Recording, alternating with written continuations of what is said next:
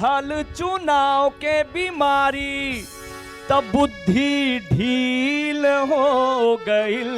एकर बुद्धि ढील हो गई। अरे वही जे लड़त बा चुनाव, और ये चढ़ल चुनाव के बीमारी तब बुद्धि ढील हो गईल।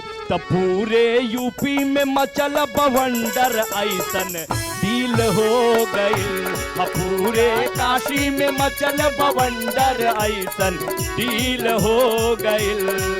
तब जुगत लगावत रहते जीते के चुनौआ, लोक लुभावन भाषण भइल भरमौआ।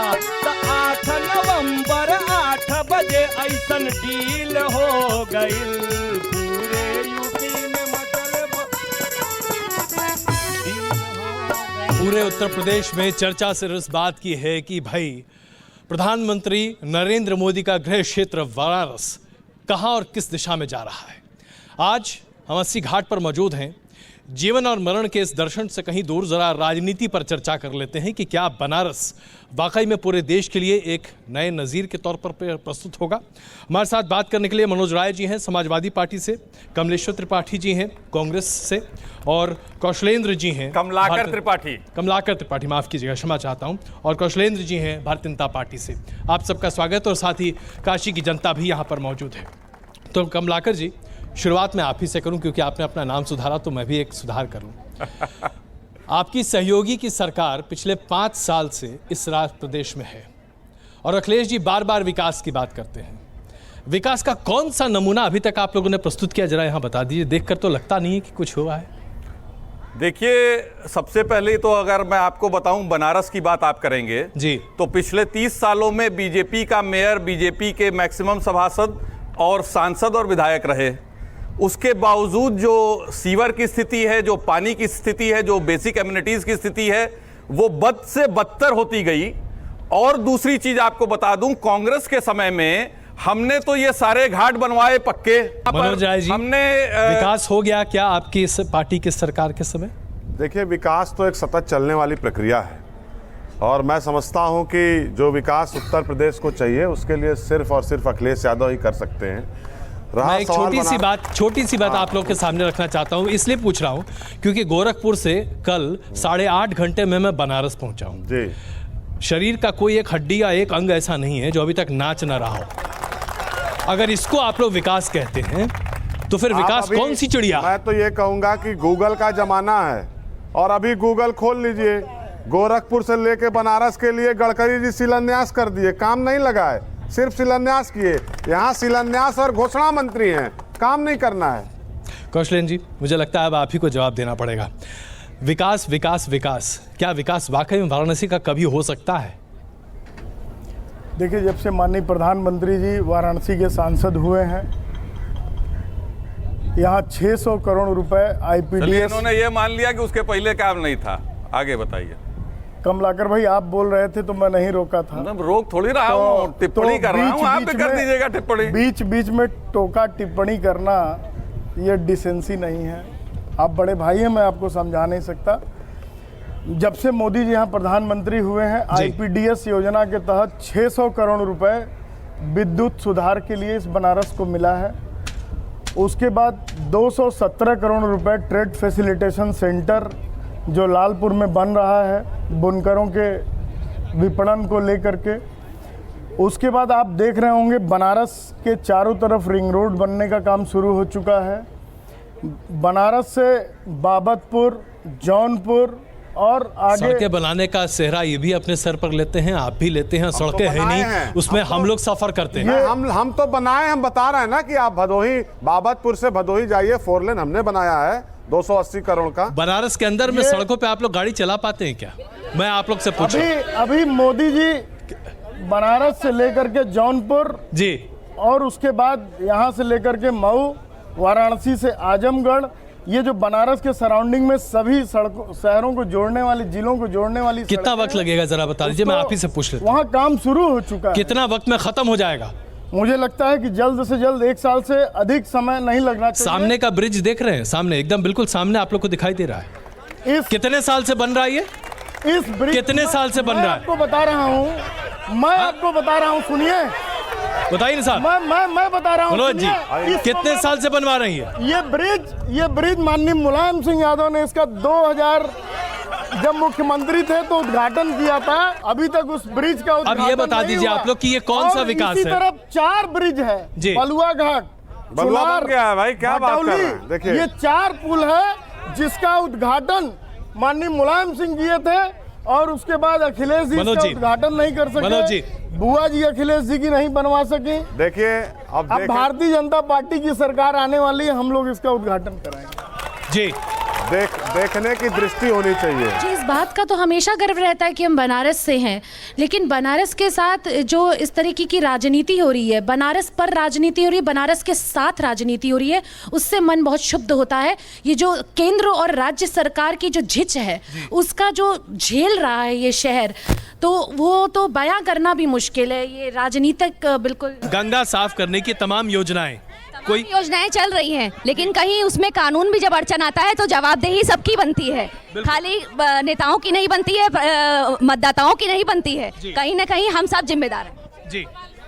योगदान हमें भी करना चाहिए, नेताओं की जिम्मेदारी नहीं होती है। अगर नमामि गंगे बन गई तो हमारी रिस्पॉन्सिबिलिटी होती है कि हम अपनी गंगा को कितना। बनारसी लोग साफ गंगा नहीं चाहते। अगर वो चाहते हैं तो क्यों हमारा सपोर्ट नहीं करते? बनारस के अंदर हम लोगों ने बहुत जबरदस्त विकास किया है। 600 करोड़ रुपए विद्युतीकरण के लिए आया है। अरे साहब, सड़क पे चलने के लिए है नहीं कुछ, ये काम आपने क्या विकास किया है? सड़क पे चलने के लिए कोई जगह है क्या? जी आइए।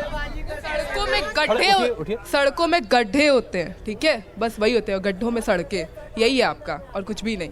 मैं बनारस हिंदू यूनिवर्सिटी में पढ़ रही हूँ, वहाँ पे रहती हूँ सर, वहाँ पे भी शिवर का पानी जमा रहता है बरसात के टाइम पे। आपके यूनिवर्सिटी के अगल बगल कौन कराया? ये तो आप जो काम हुआ उसकी बात करो। है कि कौन सी पार्टी आएगी और कब करेगी काम। बिल्कुल, कब करेगी काम?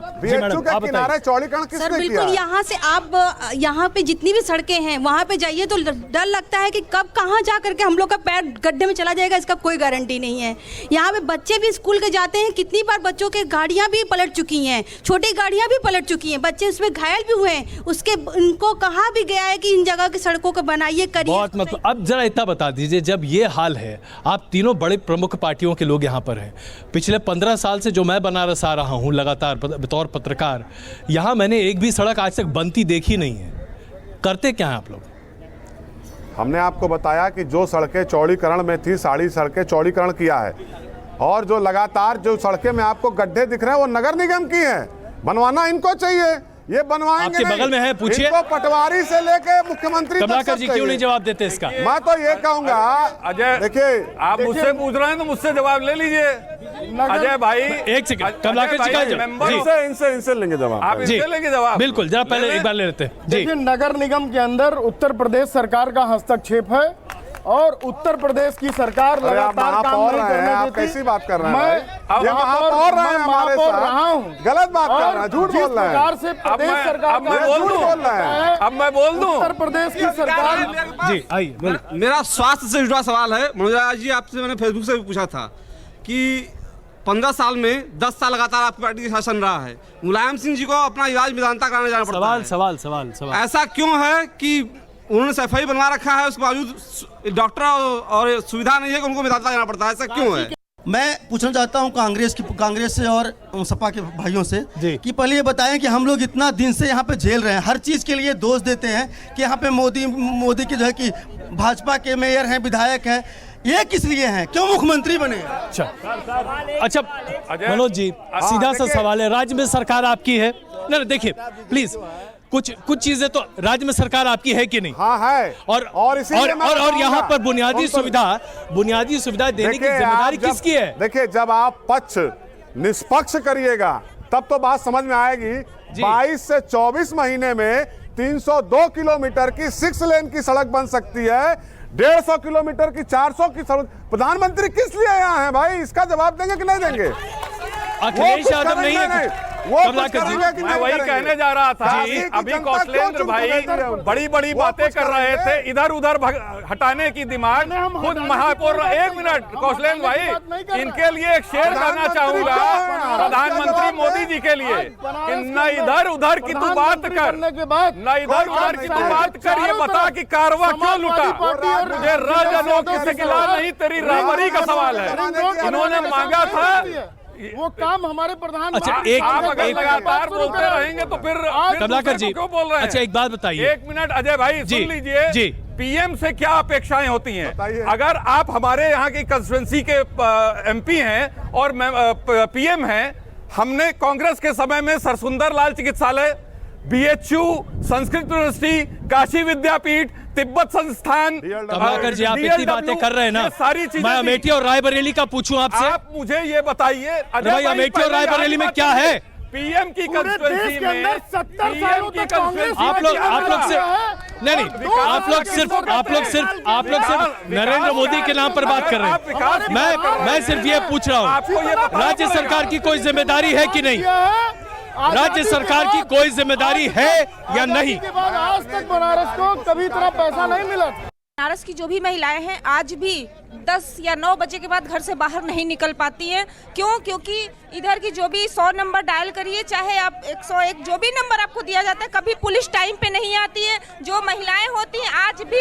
मनोज जी, जी सर, यहाँ की प्रशासन बहुत ही ढीली है। पहली बात ये है कि प्रशासन को अगर कहा जाए कुछ करने को, कोई कुछ नहीं करता है और महिलाओं के साथ दुराचार होते जा रहे हैं, उनके साथ हादसा होते जा रहा है। चलिए मनोज जी, मैं एक प्लीज, आपकी सरकार के ऊपर सबसे बड़ा आरोप हर बार यही लगता है, क्यों? इसलिए लगता है जी कि हम उस दिशा में आगे बढ़ के काम करते हैं। हमने 10-90 चलाया भाई, हमने डायल 100 चलाया, जिसमें मोदी आरोप इसलिए लगते हैं क्योंकि ये बहुत काम करते हैं। हम चलाए 10-90, बहुत काम करते हैं इसलिए आरोप लगते हैं। जी सवाल इस बात का है जी कि जो लोग महिला सुरक्षा की, महिला स्वाभिमान की बात करते हैं, उत्तर प्रदेश से ज्यादा लोगों ने अगर किसी की मदद की हो तो बात करेंगे। कौशलेंद्र जी, एक आखिरी जवाब आपका, आखिरी जवाब जी। बात कर रहे हैं उत्तर प्रदेश के अंदर, हमारे मुख्यमंत्री जी की पत्नी ने कहा जसोदाबेन की वापसी कब होगी? जसोदाबेन की वापसी कब होगी? चलिए, जवाब मिल पाना बड़ा मुश्किल है, जवाब मिल पाना बड़ा मुश्किल है। मुझे लगता है कि यही है आलम उत्तर प्रदेश का, जहां राजनीतिक अमला बुनियादी जरूरतों और बुनियादी सुविधाओं की बात कतई नहीं करता। तो आइए इस चर्चा को खत्म करें, उससे पहले एक छोटी आपकी गीत हो जाए और उसके साथ साथ इस चर्चा को हम यहीं खत्म करते हैं। अरे यूपी के विकास खातिर ही के जीतई है हमार बबुआ। भैया जरा ध्यान सुनिएगा। अरे यूपी के विकास खातिर वो ही के जीतई है हमार बबुआ, ए हमार बबुआ। अपन वोट मत गवई है हमार बबुआ, अपन वोट मत गवई है हमार बबुआ। तो सड़क बिजली पानी रोजगार दे दियाई, सड़क बिजली पानी रोजगार दे। महिला सुरक्षा खातिर खड़ा हो जा, तो ये है महिला सुरक्षा उत्तर प्रदेश, खड़ा हो, जहां शोर शराबे के बीच में भी बनारस के घाट पर बस यूं ही जिंदगी चलती है और बनारस शाश्वत है। बहुत धन्यवाद आप सबों का इस चर्चा में शामिल होने। अपन नोट मत गवई है हमार बबुआ, अपन नोट मत गवई है हमार बबुआ।